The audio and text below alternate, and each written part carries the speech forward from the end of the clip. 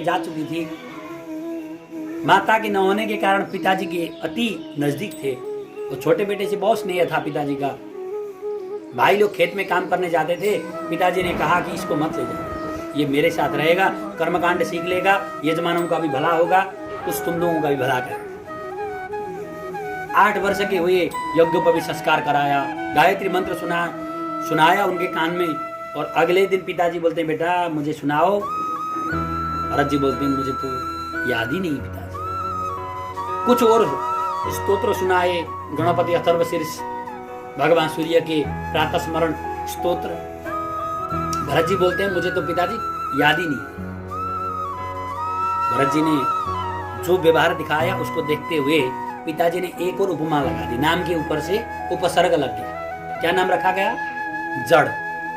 जड़ और चेतन दो तरह के होते हैं। किसी को नोचोगे तो बोलेगा अरे मुझे दर्द हो रहा है, तो मतलब चेतन है, इसका मतलब छटपट आ रहा है। जड़ का मतलब इसको कितना भी मार लो आप, कोई फर्क नहीं पड़ने वाला, बोलेगा थोड़ी। भरत जी ऐसे ही थे, इसलिए पिताजी ने कहा जड़, पीछे से लिख दिया भरत, उनका नाम पड़ा जड़ भरत। कालांतर में पिताजी चलते रहे, कभी नहाते नहीं थे, धोते नहीं थे, सब कुछ ज्ञान है, पता है।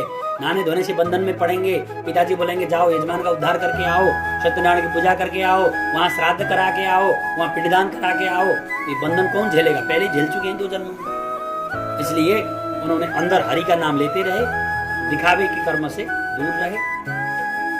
भरत जी पिताजी के जाने के बाद भाभियों का जो व्यवहार था थोड़ा सा बदला हुआ, उनको पता लगने लगा, खुश होने लगे मन में। ऐसा व्यवहार अगर रहा तो मुझे जल्दी इस घर से विदाई मिलेगी।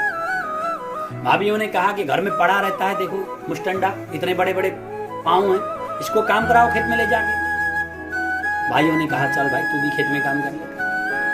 खेत में गए, अभी अभी जुताई की थी ट्रैक्टर से, मक्के लगाने थे। उन्होंने कहा कि हम खेतों में उस जगह करते हैं तो एक जगह करते, ठीक है। फावड़ा दिया हाथ में, खुदाई शुरू कर दी। करते करते शाम को जब भाई लोग आए तो वहां तो पानी निकल रहा हुआ खुद। बोल भक्तवत्सल भगवान की।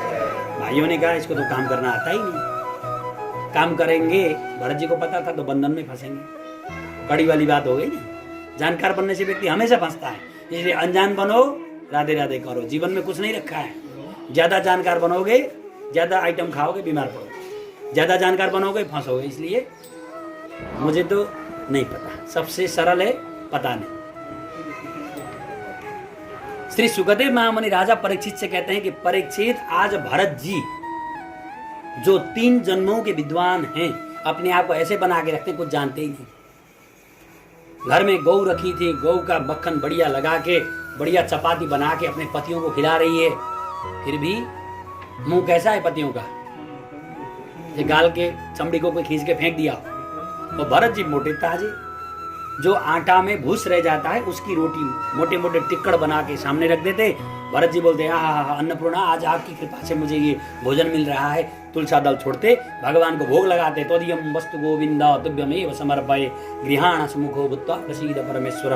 भोजन जैसा भी आए खुश होके खाना चाहिए, उसमें कमी नहीं दिखानी चाहिए। मुस्कुराते हुए खाते तो भाभियों को और चिढ़ होती है, बोले देखो दे तो ऐसा रहे और मुस्कुरा और रहा है। करते करते एक दिन जब मक्की बड़ी हुई, उसमें भुट्टे लगने लगे, तो उन्होंने कहा कि तो तोते की देखभाल करना, हम जरा नीचे खेत में काम करके। ठीक है। भरत जी ने विचार किया कि भाई इससे बढ़िया अवसर तो मुझे मिलेगा नहीं, मैं तो कुछ करता नहीं कभी, इसलिए चिड़ियों को खिलाना ही मेरा काम है। जा करके अच्छे से घास में लेटे हरी हरी हरी हरी हरी भगवान का नाम जप रहे।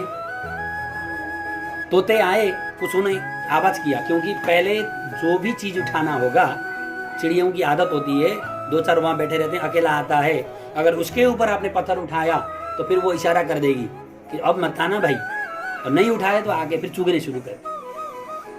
चिड़िया आई और मक्की को चोंच मारा। भरत जी तो कुछ बोले नहीं, नेत्र बंद कर लिए। तो उसने औरों को इशारा किया, करते करते 1 से 1000 हो गए।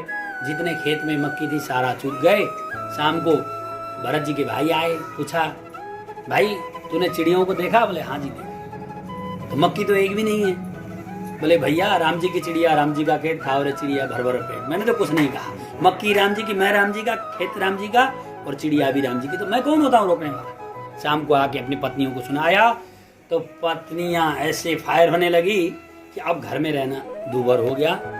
भाइयों ने आंखों से अश्रुपात करते हुए गले लगाकर भरत जी को विदा किया। कहा, देख तू सहोदर है, हमारी माँ का ही बेटा है, सौतेला नहीं है, पर क्या करे तेरी भाभियाँ नहीं मानती है, इसलिए तू यहाँ से चला जा। भरत जी मुस्कुराते, तुम रो क्यों रहे हो? मैं तो मुस्कुरा रहा हूँ, मैं तो खुशी है कि मुझे आज जाने को मिल रहा है। भरत जी मुस्कुराते हुए उस घर से निकलकर वन की ओर चल पड़े। बोलिए भक्तवत्सल भगवान की।